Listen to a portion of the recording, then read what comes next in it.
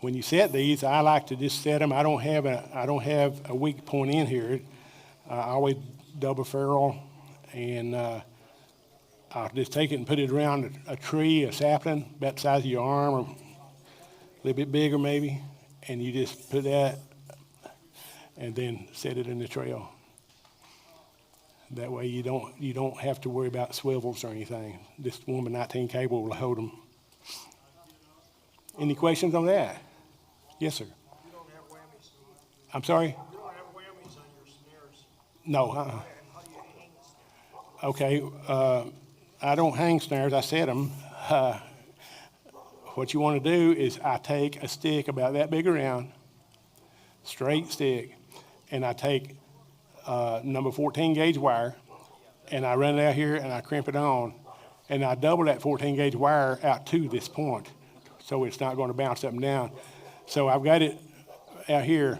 Now, this is one thing I teach my students at Trappers College. When you put a snare out, you want to set it like this. You want this lock to be over here around 1 to 2 o'clock, or over here on this side at 10 or 11 o'clock, depending on how you're looking at it. That way, it's set, and the wind's not going to make it. If you just hang a snare without loading it, it's going to be a teardrop like this. So what you want to do is you want to load it, and this 1x19 cable, it holds a load great. That is that right yonder. You can see how it's loaded. It would load up, and it will stay there and stay in place. You've got it right here, so when the pig hits it, he's gone. And the same principle with coyotes and beavers too. Anybody? You mentioned a mud down there. Uh-huh.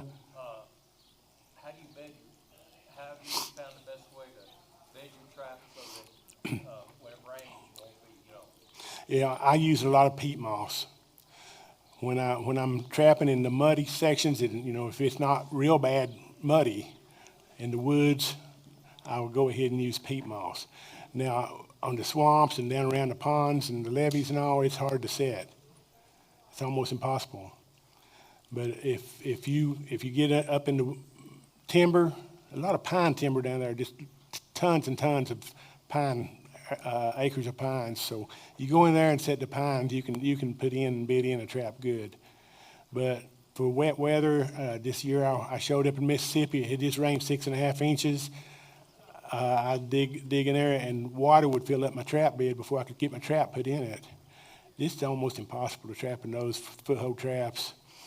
Then if you got a set made and it's a beautiful set, then that night it comes another gully washer, and you go next morning and there's your trap underwater.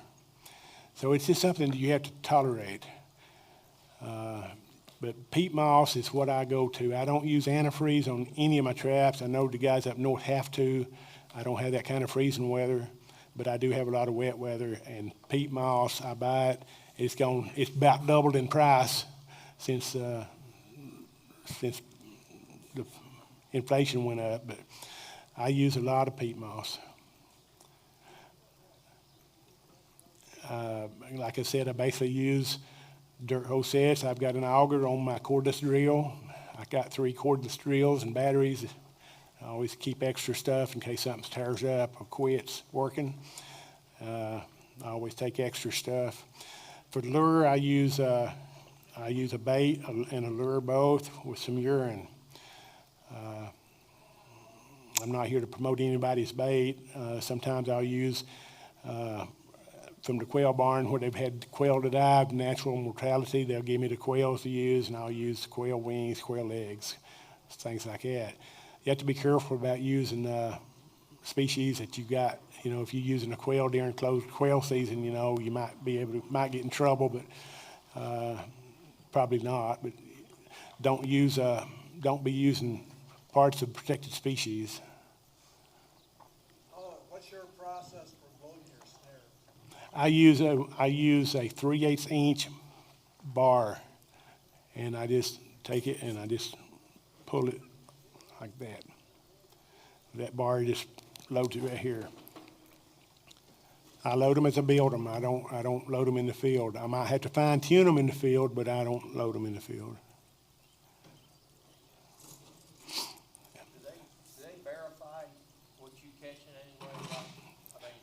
I take photos of all my catches and send them to them. At the end of my time, I've got a SD card, a thumb drive, and I'll go ahead and load everything on it that I caught, and I give it to the plantation manager or the superintendent and show them every animal I caught.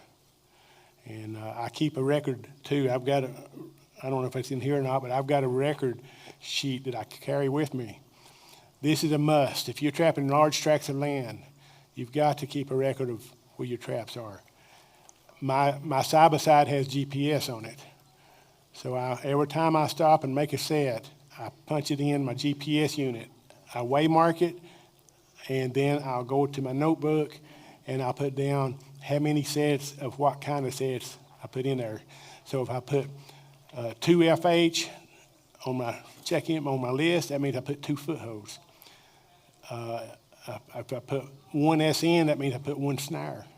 So I keep records, and then each day I've got the column out here for each day, and I check it out and keep up with what I've caught. And then if I got a trap that's not producing, I can go ahead and pull it up and put it somewhere else. So that's how I keep up with everything. Just imagine if I was on that bird dog field trial and I left a trap in the field, and they had the bird dog field trials the next week, and one of those $10,000 bird dogs got caught in one of my traps. That'd be a black eye for me.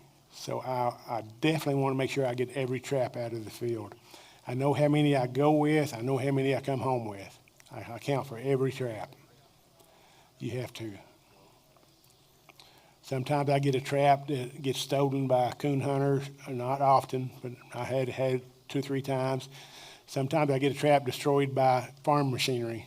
The combine runs over it, or the grading the road grader hits it or something, tears it up. But I know I make a notation of that, so I know exactly how many traps I came with and how many traps I'm leaving with.